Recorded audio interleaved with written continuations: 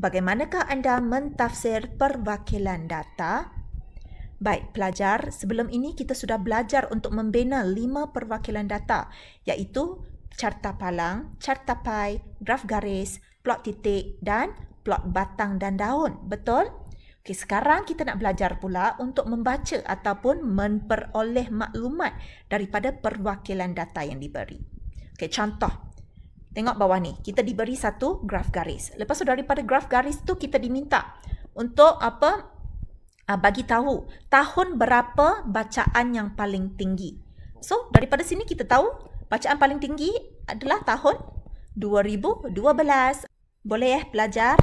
So, dengan mentafsir perwakilan data, kita dapat memperoleh maklumat macam tadi, kita boleh terus membaca. Okey, bacaan pada tahun 2012 yang paling tinggi. Macam itulah.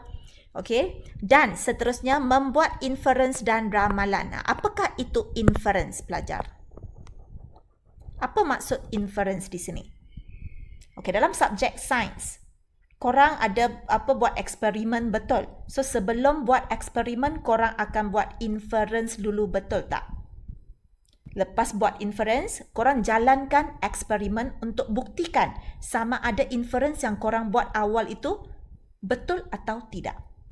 So, apakah maksud inference? Inference tu maksudnya kesimpulan awal. Okey, bagi sesiapa yang tidak faham, saya bagi satu contoh yang sangat senang. Katakan, satu hari, okey, lepas korang bangun daripada tidur, okey, korang perasan, okey, kereta ayah dah tak ada. So, awak buat kesimpulan awal ataupun awak buat inference bahawa ayah sudah pergi kerja. So, nak buktikan betul ke tidak ayah dah keluar, awak buka pintu bilik tidur ayah. Tiba-tiba ayah tengah tidur tu. Dia belum bangun lagi pun. So, maksudnya inference awak dah salah. Buka pintu tu maksudnya awak pergi buat eksperimen. Nak buktikan betul atau tidak inference yang awak buat tu. Okey? Tapi, awak nampak ayah tengah tidur, maksudnya inference yang awak buat tu dah salah lah tu. Okey, lepas tu awak buat inference lagi. Dan kenapa kereta ayah boleh hilang? Boleh tak ada? Lepas tu, awak buat inference yang satu lagi, yang baru. Oh, mungkin abang yang bawa kereta ayah keluar. So, nak buktikan betul ke tidak abang yang bawa kereta ayah keluar, awak buka pintu bilik tidur abang. Abang tak ada kat rumah. So, maksudnya abang yang bawa kereta ayah keluar. Maksudnya inference yang kedua awak buat tu dah betul. Okay, so sebenarnya inference boleh berubah ikut keadaan. Okay, saya rasa semua dah sangat jelas lah apa maksud inference. Okay, selain daripada buat inference, kita juga dapat buat ramalan. Okay, so daripada graf garis ini, boleh tak kita ramalkan bacaan untuk tahun 2016? Kalau kita tengok yang ni, dia semakin menurun betul. So, untuk tahun 2016, of course bacaan dia akan lagi kecil daripada tahun 2015. So, daripada situ kita boleh ramalkan bacaan dia. Itu maksudnya kita buat ramalan. Okay, boleh pelajar? Saya rasa semua dah sangat jelas ya. Okay, jom kita baca standard pembelajaran. Pada akhir pembelajaran, kita akan dapat mentafsir pelbagai perwakilan data, termasuk membuat inference atau ramalan. Okay, jom kita tengok contoh 11. Graf garis di sebelah menunjukkan jisim sampah dalam ributan yang dibuang di sebuah bandar dari tahun 2010 hingga tahun 2015. Okay, jom kita tengok soalan A. Berapakah jisim sampah yang dibuang pada tahun 2010? Untuk soalan A, cara sangat senang. Kita just baca. Okey, bacaan untuk 2010 sahaja. Okey, so kita tengok di sini. 2010, bacaan dia itu berapa? Kita tengok di sini dari 1 sampai 2 kita ada 10 kotak kecil. So, ini berada pada kotak yang ke-9 di sini. Okey, maksudnya bacaan dia adalah 1.9. So, jawapan untuk soalan A, awak boleh tulis je 1.9 ribu tan. Ataupun awak nak tuliskan dalam tan sahaja. So, ribu tu maksudnya 1000, betul. So, 1.9 darab 1000. Kita akan dapat 1900 tan. Okay, dalam buku teks dia guna yang ni 1900 tan. Tapi kalau sesiapa nak tulis dalam bentuk ni pun boleh. 1.9 ribu tan pun tak ada masalah.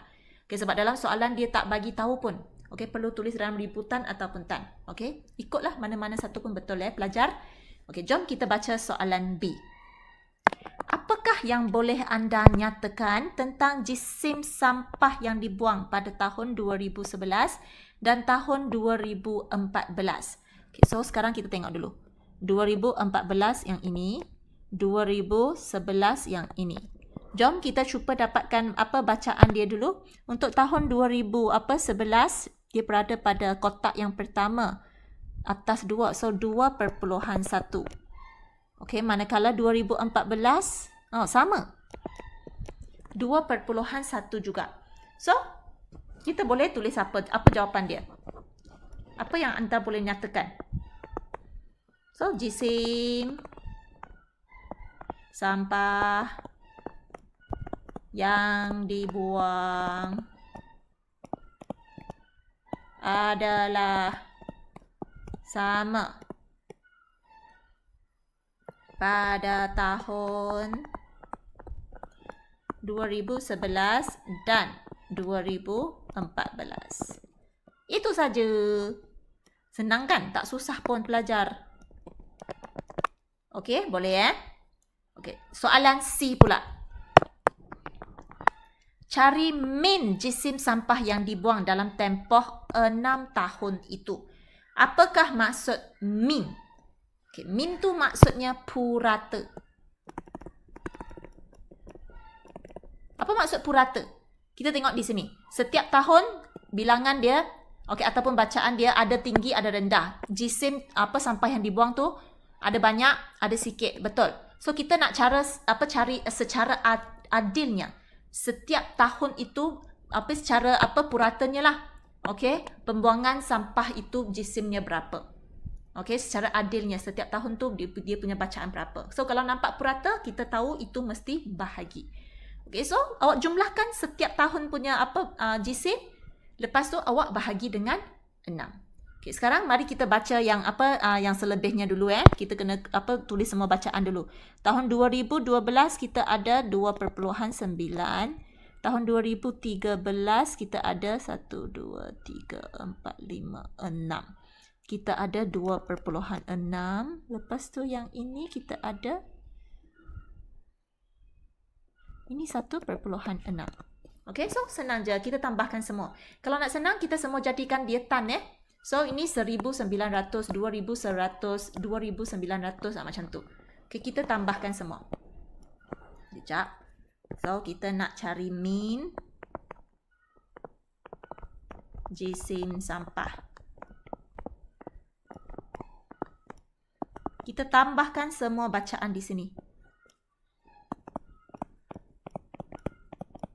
Kita semua jadikan tan senang sebab tak nak titik perpuluhan. 2900 tambah 2600. Lepas tu lagi 100 1600. Okey, lepas tu kita bahagi dengan jumlah yang jisim sampah yang kita tambah tu ada berapa tahun? Ada 6 tahun. So kita bahagi 6. So kalau kita tambahkan semua, kita akan dapat 13,200 tan. Lepas tu kita bahagi 6. So secara puratanya setiap tahun tu, pembuangan jisim sampah yang dibuang tu adalah 2,200 tan. Itu sahaja. Tak susahkan pelajar. Okey, boleh Okey, lepas tu kita terus kepada soalan D. Sorry, ruang tak cukup. Okey, jom kita tengok soalan D.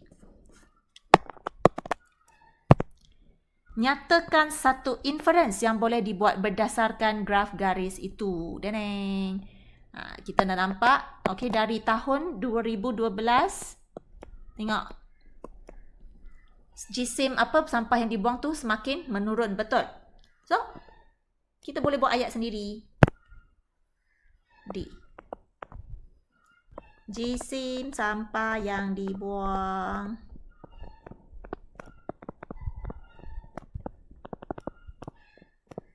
semakin menurun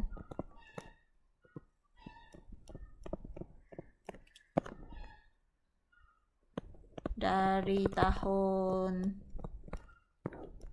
berapa tadi? 2012 hingga 2015.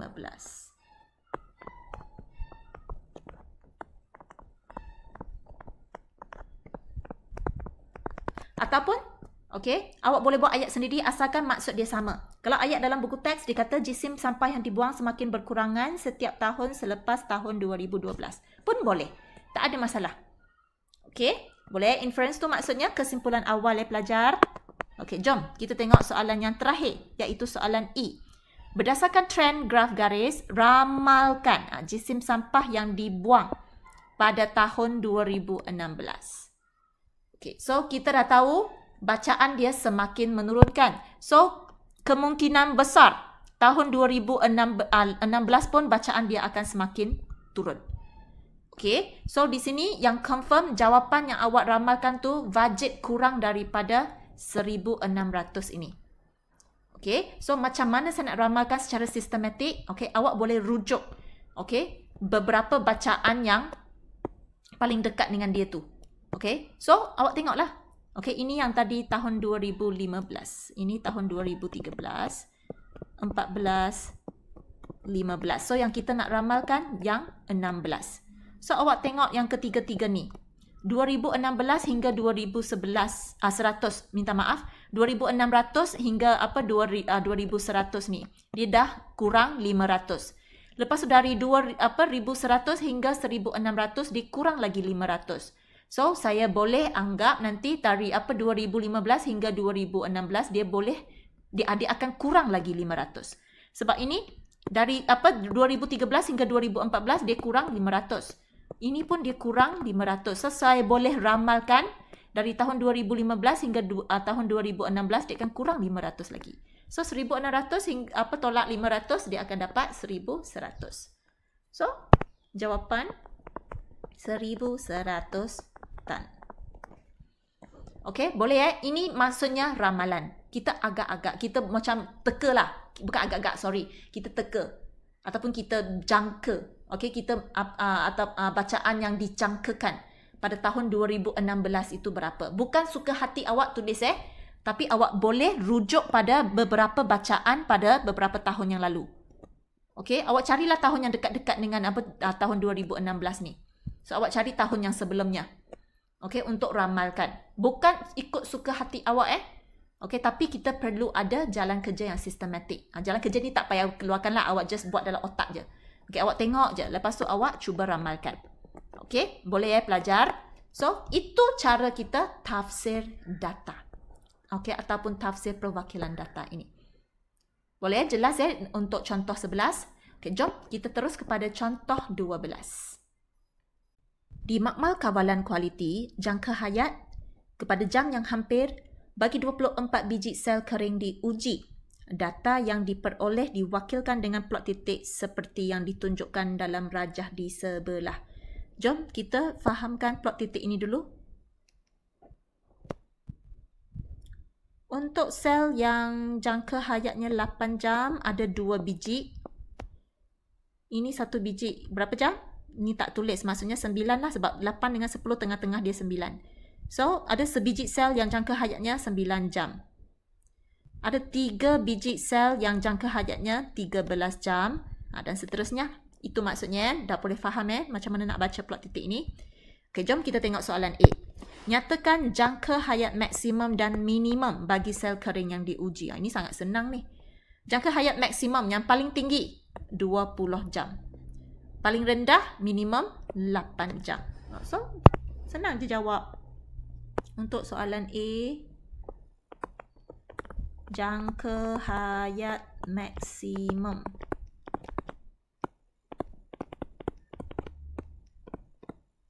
Kita ada 20 jam. Kalau jangka hayat yang minimum 8 jam kan? Betul kan? Tadi, kejap. 8, yes, betul. Okey, boleh Kalau sekarang soalan A dah jawab. Kita tengok soalan B pula. Nyatakan satu inference yang boleh dibuat berdasarkan data dalam plot titik itu. So, apakah kesimpulan awal yang awak boleh buat? Okey, lepas awak tengok plot titik ini. Kalau awak nampak, banyak sel terkumpul di sini, betul tak, di bahagian belakang ni. Okay, so kita boleh buat kesimpulan awal macam mana kita nak buat ayat. Kebanyakan sel kering mempunyai jangka hayat dari 13 hingga 20 jam. Boleh kan kita buat ayat macam ni? Okay, jom kita buat sama-sama. Untuk soalan B, sebab kita nampak, okay, banyak sel terkumpul pada belakang, bahagian belakang ni. Okay, dari jam 13, daripada 13 jam hingga 20 jam ini. Dia tengok, dia semua kumpul kat belakang ni. Okay, so kita boleh buat kesimpulan awal bahawa kebanyakan,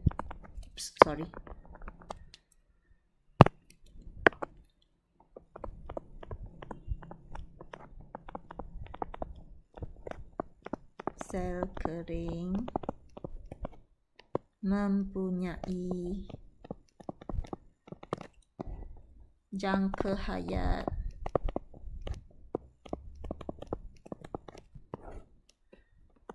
bukan 8 jam, minta maaf, tadi berapa dah? 13 hingga 20.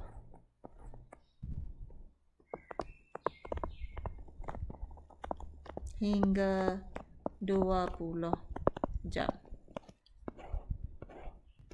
Okey, boleh ya pelajar? Itu je untuk soalan B, nyatakan inference, iaitu kesimpulan awal. Kita tengok soalan C pula. Makmal kawalan kualiti menetapkan supaya sel kering yang mempunyai jangka hayat kurang daripada 10 jam dianggap cacat dan ditolak. Cari peratusan sel kering yang ditolak. Maksudnya, kalau yang kurang daripada 10 jam dianggap cacat. So, kita cari apa mana dia yang kurang daripada 10 jam. 10 jam di sini. So, kurang daripada 10 jam yang 3 biji ni lah. Okay, so 3 biji sel ini dia nak cari peratusan yang ditolak. So 3 biji sel ini akan ditolak. So ini adalah berapa peratus daripada semua ini? Daripada 100% ini. Okay, senang. So kita nak tulis macam mana? Peratusan sel kering yang ditolak. So, yang ditolak ada berapa biji? 3 biji. Okey. Per jumlah ada berapa biji sel? Pelajar, 24 biji sel. Lepas tu, kita darab dengan 100. So, nak dapatkan peratus yang ditolak kan? Okey, so ini apa jawapan dia? 12.5%. Okey, boleh ya? Itu je. Senang kan? Tak susah ya pelajar? Okey, jom kita tengok soalan yang terakhir, iaitu soalan D. Diketahui 50% daripada sel kering mempunyai jangka hayat sekurang-kurangnya X jam. Cari nilai X. 50%, maksudnya separuh. Okey, jumlahnya ada 24 biji, so separuh daripada 24 biji kita ada 12 biji. So 12 biji sel kering mempunyai jangka hayat sekurang-kurangnya X jam. Sekurang-kurangnya. Tengok perkataan sekurang-kurangnya. Okey, contoh. Kalau kita tengok di atas ni Kalau sekurang-kurangnya 8 jam, ada berapa biji sel kering yang ada jangka hayat sekurang-kurangnya 8 jam? Ini semua sekurang-kurangnya 8 jam, betul tak? 9, 10, 11, 12 hinggalah 20. Semua ini adalah 100%. Dia nak 50%. So, kita cuba lagi. Kalau dia kata sekurang-kurangnya 14 jam, so kalau sekurang-kurangnya 14 maksudnya 14, 15, 16, 17, 18, 19, 20. Okey, semua ni. Adakah semua ni 50% iaitu 12 biji? Tak, ini dah lebih daripada 12 biji. Ini dah berapa? Ini 18 biji. Okey? So dia nak 12 biji. So, yang 12 biji dari mana ke mana? Dari sini ke sini. Ding ding ding ding ding ding. Nah, ini semua 12 biji. Okey, so jawapan jam itu berapa? Nah, di sini. X dia di sini. Sebab dari sini ada 1, 2, 3, 4, 5, 6, 7, 8, 9, 10, 11, 12. Kita ada 12 biji sel kering yang mempunyai jangka hayat sekurang-kurangnya 17 jam. So, jawapan X adalah 17. Okey, mungkin kamu masih tidak faham. Okey, cuba. Kalau kita kata sekurang-kurangnya 18 jam. Kalau sekurang-kurangnya 18 jam, 18, 19, 20, betul. Tapi di sini jumlah biji ada berapa? Ini baru ada 10 biji. Dia nak berapa biji pelajar? Dia nak 12 biji. So, hanya 17 jam je yang memenuhi syarat ni. 12 biji yang mempunyai jangka hayat sekurang-kurangnya 17 jam. Katakan, awak tak percaya juga. Awak nak kata, kenapa tak boleh 16 jam? Kalau sekurang-kurangnya 16 jam, jumlah biji ada berapa pelajar? 14 biji. Dia nak 12 biji. So, tak boleh 16 jam. Dia nak 17 jam. Okay, senang ya. So, saya dah boleh jawab dah. Sebenarnya jawapan sama macam buku teks ya. Korang boleh tengok buku teks juga. Daripada plot titik.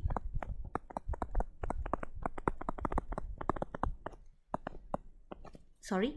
12 biji iaitu 50% sel kering mempunyai jangka hayat sekurang-kurangnya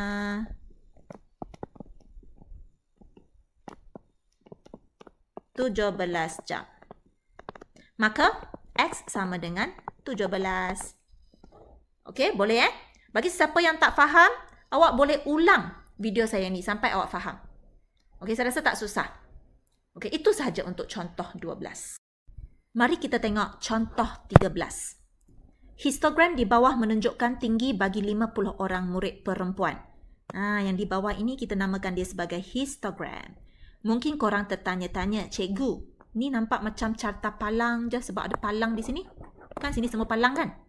Okay, tapi sebenarnya ini bukan carta palang. Okay, ini adalah histogram. Apa bezanya histogram dengan carta palang? Okay, sebelum kita tengok perbezaan dia, jom kita tengok apakah itu histogram. Histogram ialah satu perwakilan data yang memaparkan data terkumpul. Data terkumpul ialah data yang dikumpulkan dalam satu selang tertentu. Dia ada selangnya. Contoh yang ini, tinggi dia di antara 140 hingga 144. 145 hingga 149, 150 hingga 154, 155 hingga 159, 160 hingga 164. Nampak tak dia ada selang? Kalau dalam carta palang awak tak pernah nampak kan yang ada selang-selang macam ni? Yes, itulah bezanya histogram dengan carta palang. Okay, so macam mana kita nak baca histogram ini? Okay, jom kita tengok. Pelajar perempuan yang tingginya dari 140 hingga 144 ada berapa orang? Jom kita cuba baca. Saya besarkan. Okay. Dari 0 hingga 10 ada 10 kotak kecil. So, ini pada kotak ke berapa pelajar? 1, 2, 3, 4, 5, 6. So, di sini 6. So, maksudnya ada 6 orang murid perempuan yang tingginya di antara 140 hingga 144. Okey, so tinggi dia boleh di antara selang ni. Maksudnya, kalau tinggi dia 140 pun boleh, 141 pun boleh, 142, 143, 144. Asalkan tinggi dia di antara 140 hingga 144, semua dia tergolong pada selang yang ini. Okey, sama juga untuk yang seterusnya. Okey, so sebelum kita teruskan, jom kita baca dululah semua ada berapa bilangan dia. Senang nanti kita nak jawab soalan. 10, 11, 12, 13. Ini ada 13. Ini ada berapa? 18.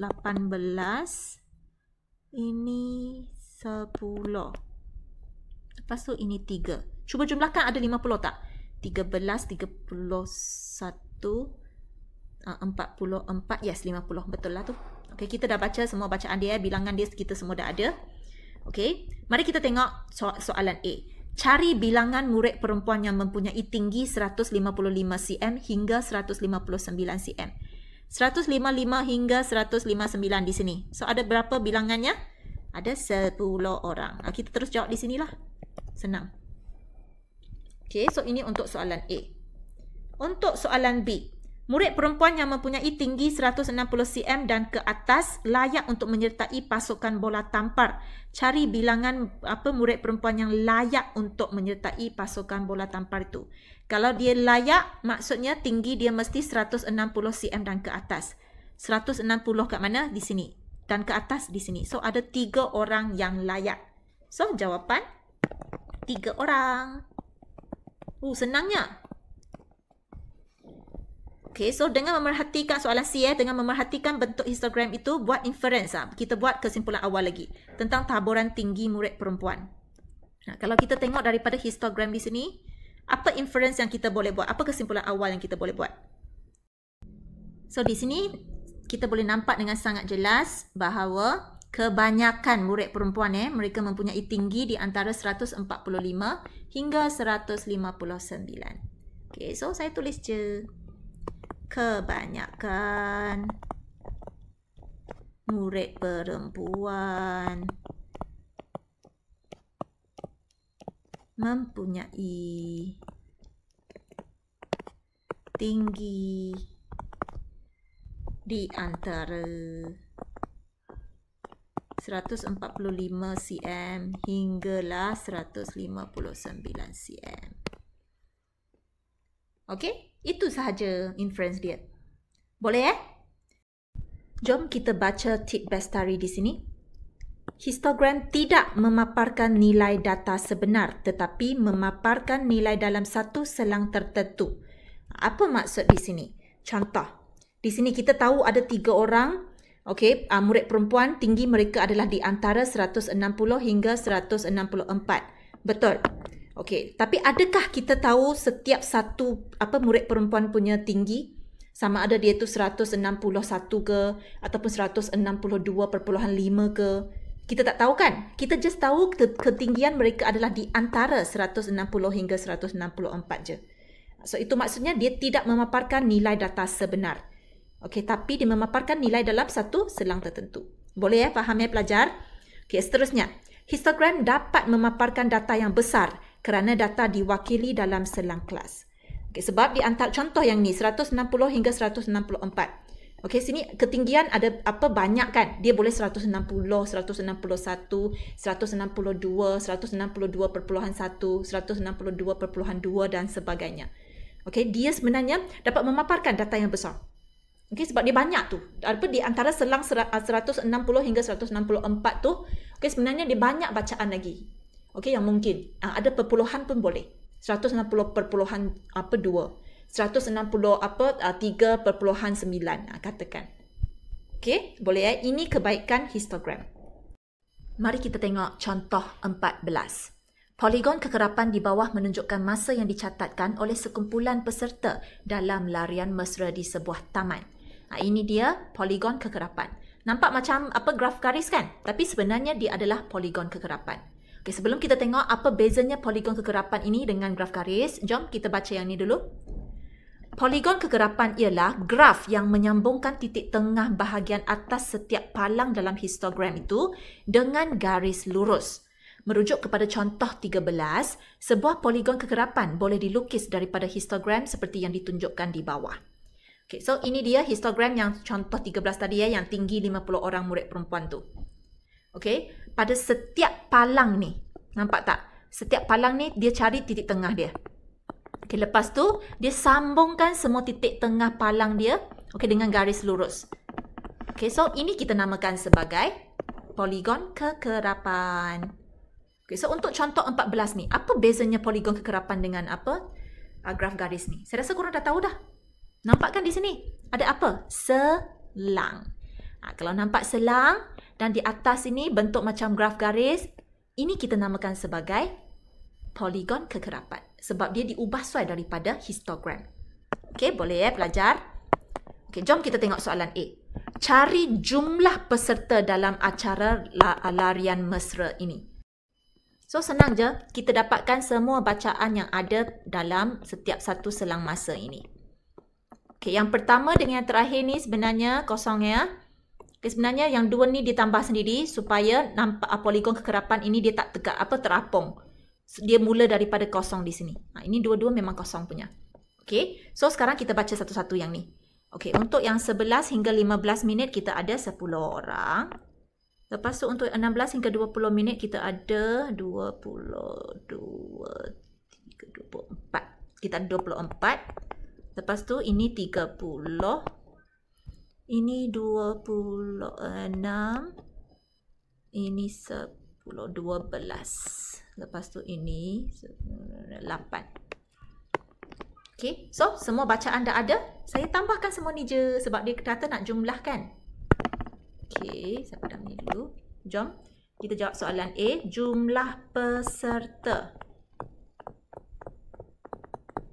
Kita tambahkan semua ni je. 10 tambah 24 tambah 30 tambah 26 tambah 12 tambah 8. So, kita jumlahkan 34, 64. 90, 102, 110. Okey, 110 orang. Settle untuk soalan A. Lepas tu kita tengok soalan B. Cari bilangan peserta yang mencatatkan masa larian dalam tempoh 16 minit hingga 20 minit. So, kita tengok. 16 hingga 20. Okey, bilangan peserta ada berapa pelajar? Oh, senang gila yang ni. Jawapan dia 24 orang pelajar. So, kita terus jawab. B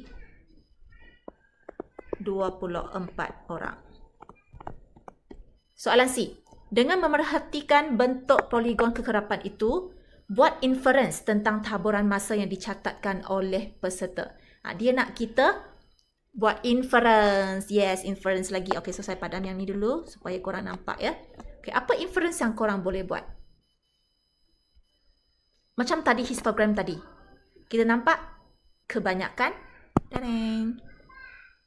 kita boleh nampak di sini betul tak? Kebanyakan peserta ni sebenarnya mereka mencatat masa di antara 16 hingga 30.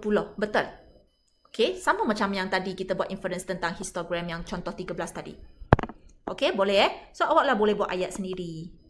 So, kebanyakan peserta mencatatkan masa larian dari 16 minit hingga 30 minit. So, antara ramai-ramai, kebanyakan mereka terkumpul kat sini lah. Okey, di antara selang masa ni lah. Di antara 16 hingga 30 minit. Itu sahaja inference saya untuk poligon kekerapan ini. Okey, boleh ya? Saya rasa tak susah ya?